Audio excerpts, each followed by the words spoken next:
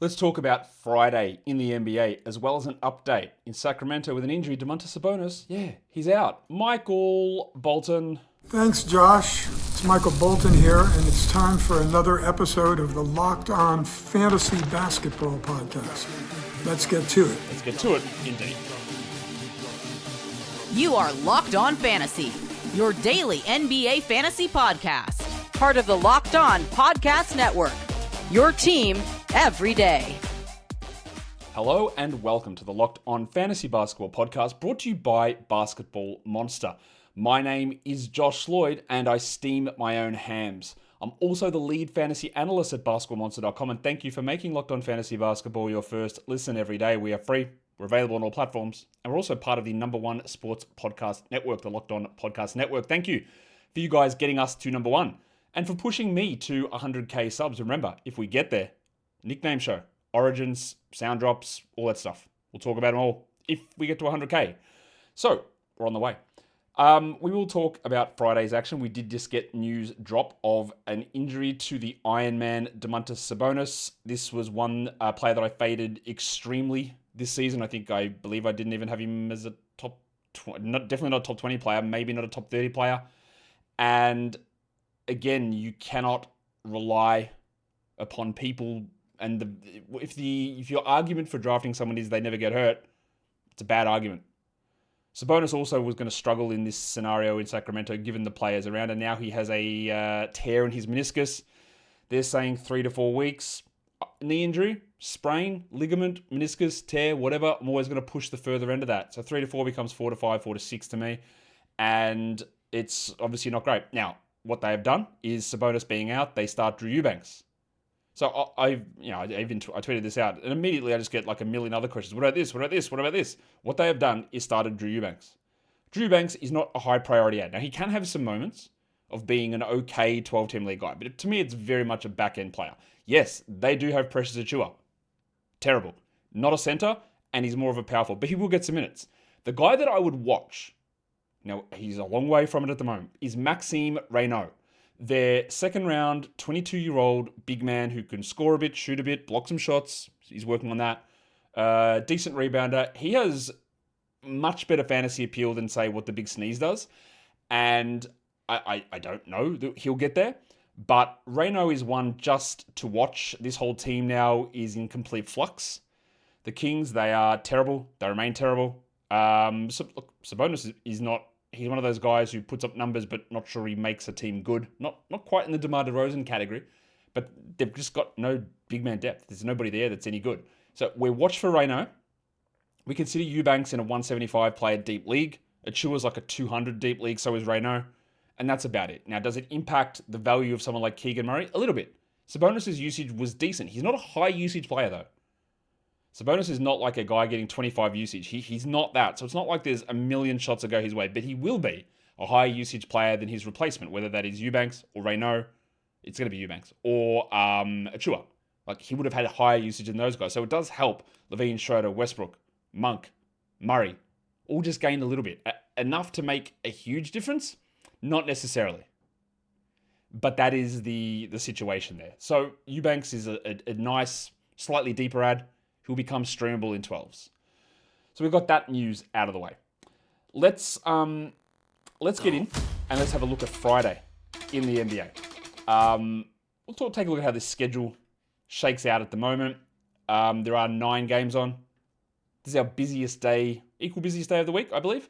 It is 9, isn't it? Yeah, I'm not making that up. Yeah, 9. Pacers, Cavs, Wizards, Raptors, Nets, Celtics, Heat, and Bulls.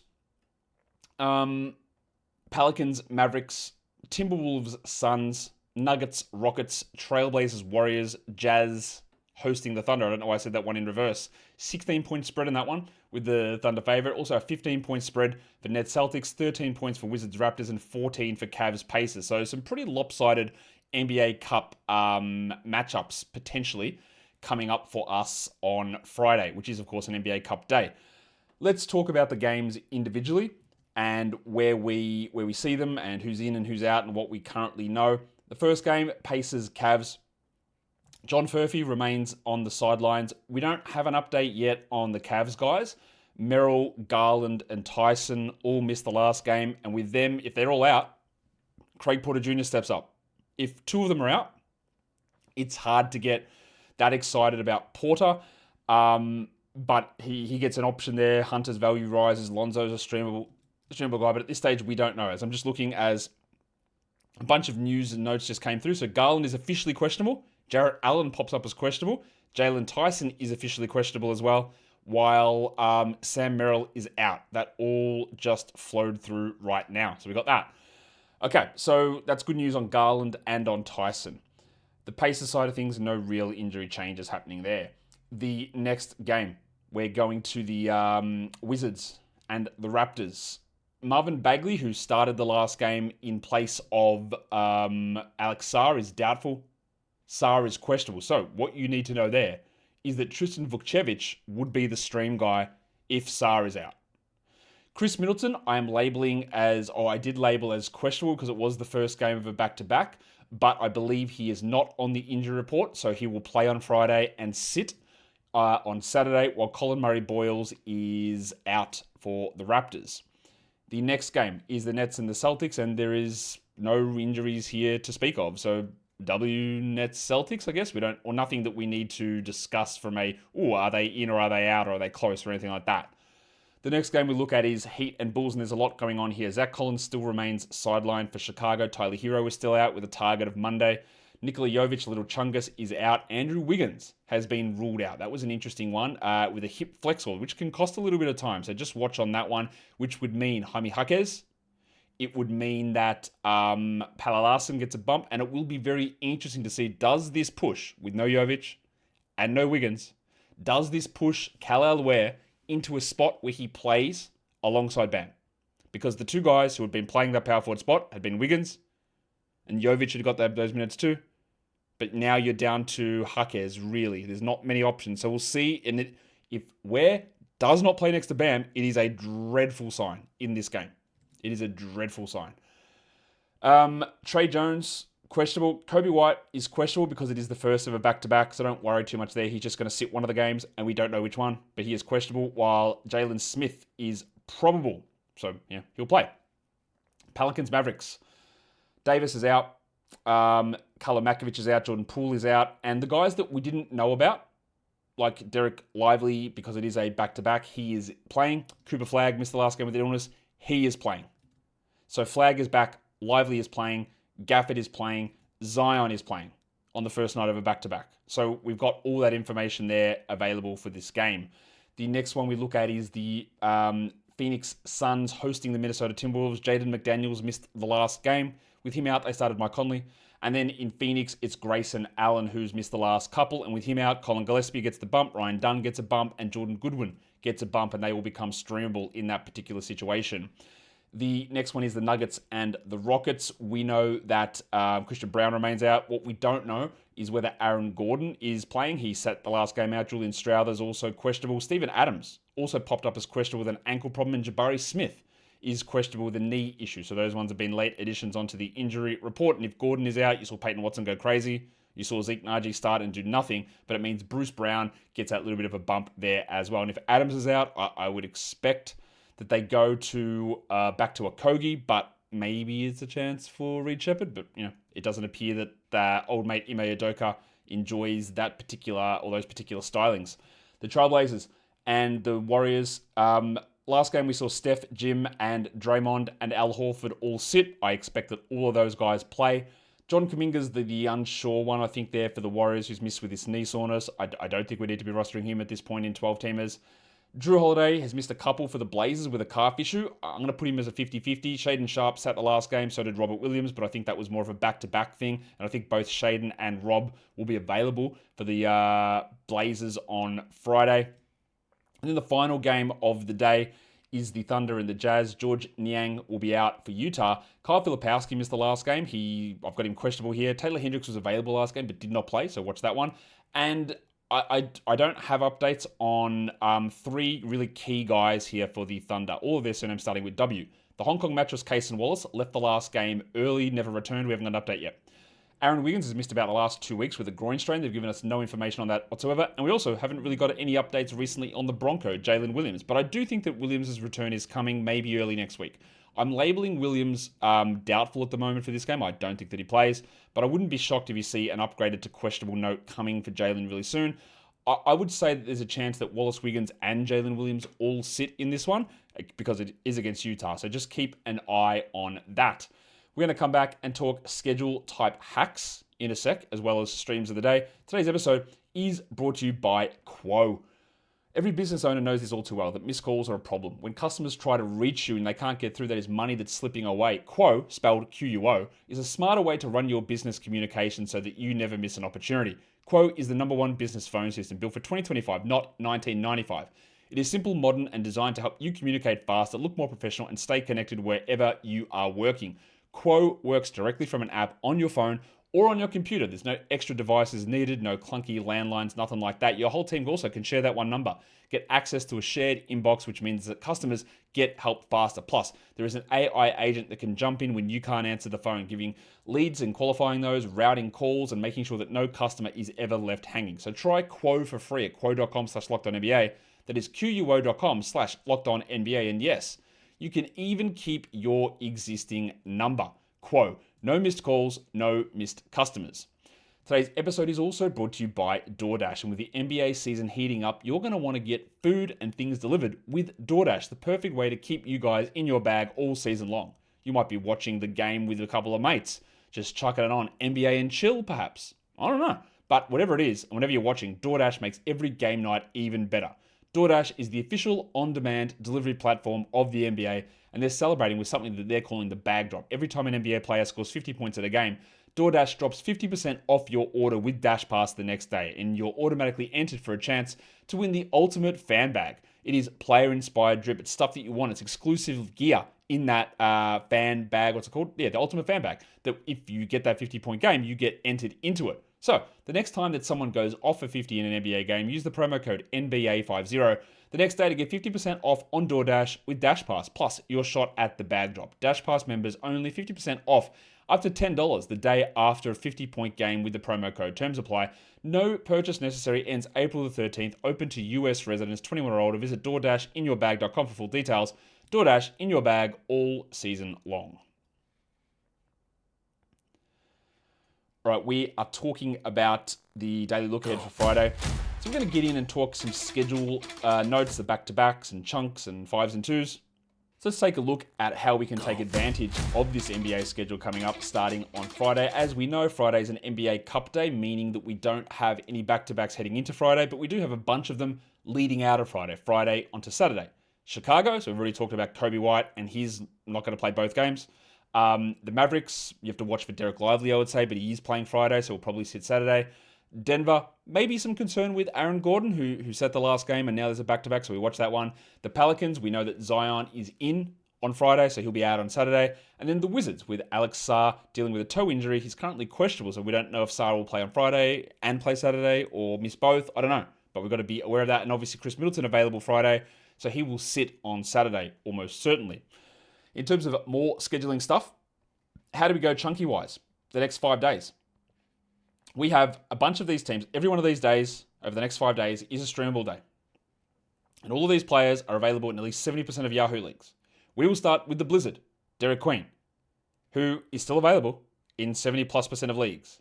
And the Pelicans have 3 games over the next 5 nights. He is a must-add. Now, I will caution a few things. Queen is doing stuff that is really interesting. But there's also, every time I watch and you go back and look at the stats, there's always something weird that goes on. Derik Queen was scoreless for his first 2 shifts in the game yesterday. He had 15 points by the time he came back into the game with 9 minutes left and the Pelicans were down by 17. So a lot of garbage time stuff there. And then he scored 15 points in the final 9 minutes of that game, which is obviously great. But he'd been bad early on. But he's done this so many times where he just goes crazy in the final quarter, and I don't really know why that keeps happening. Now, obviously, they still lost, but he brought it back from 17 down to being 10 down. Jokic fouled out halfway through that time. But like it's very weird that you can look at any point during a game and go, wow, Queen's cooking, or like he's doing absolutely nothing. And he puts stuff on in a hurry. So it's something to watch. Obviously, we're rostering him, and we've only got 50 minutes of him playing next to Zion to know whether it's good or not. Been fine so far. I'm still skeptical of it, but we're rostering him, obviously. Brandon Williams. Yeah. Peyton Watson. Uncertainty around Gordon. He's getting big minutes. Now, he will not do what he did last game. Very confident of that. But we get the opportunity here to see, and I hope that the sound doesn't blow your ears out this time, but maybe Peyton Watson can do the thing. He can come in, up his usage with players out, and stack together some really good games, which is what he's done so far. Hope that didn't blow you out too much. Royce O'Neal and the Suns have 3 games, and Bilal Coulibaly and the Wizards have 3 games over the next 5 nights. For contrast, the Lakers have 1. So if for some reason you are deluded into thinking that you need to hold on to the Mpitsu, Rui Hachimura, or Marcus Smart, or Jared Vanderbilt, or Jake LaRavia, you don't. You move off them, and you grab one of these guys if they are available in your league. What about over the next 7 nights? We are anti-big calendar here. We don't care that a week starts on Monday. We look at every 7-day period because that's just as important to us. So over the next 7 days, does anyone have a big schedule or a bad schedule? Well, the Lakers, of course, the Sixers, and the Spurs play 2 games over the next 7 nights. So your fringy Don Barlows, your fringy Lakers that I just mentioned, I would keep Cornet for the Spurs, but like if you've got a discussion, do I need to have Luke Cornet or do I get Derik Queen? You get Derik Queen. Do I need Cornet or do I grab Yusuf Nurkic? You grab Yusuf Nurkic. Do I grab Cornet or Drew Eubanks? I grab Cornet. He's a better player and Eubanks is not a long-term guy. But all of these teams, 2 games over the next 7 nights, there are ways for you to really start to max out some stuff and give you opportunities for guys that you're not certain about. It's another thing you can look at. Is this sort of time frame? Is that I'm not sure what Bilal does. I'm not sure what Derik Queen is going to be. But when the schedule bumps for them, when you've got a really nice boost, not only do you get extra opportunities to see them, but if they don't do exactly what you wanted, you get an extra boost in terms of games played that can cover off some of the disappointments. And I think that's another key way to look at it as well. When you're taking flyers on guys, if their schedule is in the best schedule part, it enables you to be more liberal with taking that flyer. Because even if they don't live up to the per game production, you get the volume advantage as well. That's another thing that I think is pretty key with looking at that. We can look at the streams of the day now. In fact, we actually just will look at the streams of the day and then we'll come back for some more detailed streaming options. It's a weird day in terms of guys that are available, and I've got to have certain cutoffs for who I look at, but I think with the absence of Andrew Wiggins, you got to get a little bit more out of Drew Smith, and he's available everywhere. So there's a couple of Miami guys on this list for, I've got 10-team Drew Smith, but like this is all going to depend on who's available, right? Chris Middleton is a nice 12-team stream. Jordan Walsh for his defensive stats for 14 teams. And then for 16 and deeper, Pala Larson, who's going to have to do more with Andy Wiggins out. And this is assuming that Khalil Ware is still rostered. This is assuming that Jaime Jaquez Jr. is still rostered. But Drew Smith and Pala Larson are going to have to do more with Wiggins out, Jovic out, Hero out. For Yahoo Points, Derik Queen, we just talked about him. He's still available everywhere. And then on ESPN, Nemesh Keita is like still 25% rostered. So he's a really strong option to be streaming in. But like a guy like Queen and Keita, they're just must roster players. So you're streaming them in, sure, for Friday, no worries. But then you're just holding on to them. And then you're making adjustments with other parts of your roster when we get to that point. We'll come back and look at more detailed stream guys. Today's episode, though, is brought to you by PrizePicks. We make decisions every day, but on PrizePicks, making those decisions and being right on those decisions can get you paid. It enables you to lock in to your favorite sport, the NFL, the NBA, both, whatever it is, and you can get in and jump in on the action. With PrizePicks, it is the simplest way to play. You just pick more or less on individual player stats, at least 2 of them, and if you get them right, you win. It takes less than 60 seconds to make your lineup, and you can play anywhere that PrizePicks operates, including California, Texas, and in Georgia. You can play Sunday night football, get you guys in. NBA Cup games, put guys in. And plus their new stacks feature means that you don't have to pick an individual stat from a player. You can look at a certain player, maybe it's LeBron, and say, I'm going to choose less on his points, but more on his assists. You can do that now with the stacks feature. So download the PrizePicks app and use the code LOCKEDONNBA to get $50 in lineups after you play your first $5 lineup. The code is LOCKEDONNBA for $50 in lineups after your first $5 lineup. PrizePicks, it's good to be right. So we're doing streaming here, of course. Let's talk about more of the stream options that are available to us on Friday in the NBA. Remember, if you are tuning in now during the premiere and didn't hear me talk earlier, I discussed the Domantas Sabonis injury earlier in the show. The Kings do not play on Friday, so that's part of that. So 10-team streamers, we've got Drew Smith there. There's James Christian Middleton, Jordan Walsh, Najee Marshall, although Marshall's value suppresses because Cooper Flagg is playing and PJ Washington's there. And then there's Alex Caruso, who again is really sort of specific, but you could have a situation where Wallace is out, Wiggins is out, and Jalen Williams is out, which means Caruso probably just has to do a little bit more. And he's a pretty good steals guy. Of course, he can get hurt at any point too, and there's always risk involved in that. If we just expand it out to some deeper league ones, these guys are available in at least 60% of leagues according to Basketball Monsters Advanced Metric. You've got Pala Larson there, Ryan Dunn, whose value would rise if Grayson Allen is out, Jamal Shed in Toronto, who's just doing enough to provide some value, Lou Dort, who's hit or miss, but we know he's starting, and then Zaire Williams has put together 3 strong games in a row. Now, I don't think that Zaire in Brooklyn is like an awesome guy to grab and hold and just expect good numbers out of. But his last 3 games have been very solid. And at the moment, Jordi Fernandez is relying upon Zaire Williams, and that's useful for us. For deeper leagues, you can look at all those 10 names we referenced already, but maybe we've got a Simone Fontecchio, who I guess could play a little bit of power forward as well, which would be another reason that Callaway Webb might not play. And Fontecchio's been solid with his shooting this season. In Indiana, there's Ben Shepherd, who started the last game and had his first really good game. And I don't trust it at all, but a 30-minute player is a 30-minute player. In Denver, Bruce Brown Jr. might do more, especially if Aaron Gordon is out and Julian Strouder on the back-to-back. Jay Huff's a tough one because he was awesome in the last game. And you could easily put Jay Huff right at the top of this stream list. But all it takes is just a look at how the Pacers games have gone every single game. And it's almost impossible to rely upon any of these big men for more than one game in a row. But Huff has the upside, clearly. And then Josh Minott, who was pretty good last game for the Celtics. We're talking deep league stream stuff here. And Jordan Walsh is still ahead of him. This could change at any point. But Minott, all it's going to take is him to have a couple of good games and he can get back into a larger role. But for now, in a deeper league, he's in the rotation and there is stream value there. Yahoo Points streaming.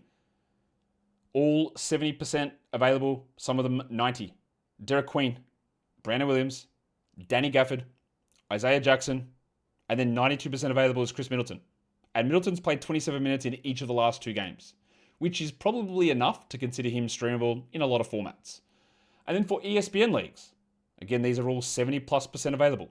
Nemesh Kader, Yusuf Nurkic, Derik Queen, and Brandon Williams. And all 4 of those players, I believe, are just must-roster players. The other one there is Isaiah Jackson, which, like we said with Jay Huff, I have no idea how we can feel any level of confidence in the minutes that get distributed to the Pacers centers, not only for the season, but just on a game-by-game basis. Or even in-game, if they get the minutes, what do they do with them? Jackson had really good blocks last game, but had 2 points and early foul trouble. He's just really, really tough to rely upon. But when we're doing streaming, we just sometimes take that opportunity. And I think that's where we look at Isaiah in that one. And that, guys, is a bit of a quick look ahead to Friday's games. We'll do a Thursday recap, unless I think last Thursday had something nonsense going with my computer. That's right, I recorded it with no sound. So we didn't have one, but there will be one coming later today, assuming nothing crazy happens. You know what to do. You subscribe, you thumb up, you double bang. Guys, we are done here. Thank you so much for listening, everyone. See ya.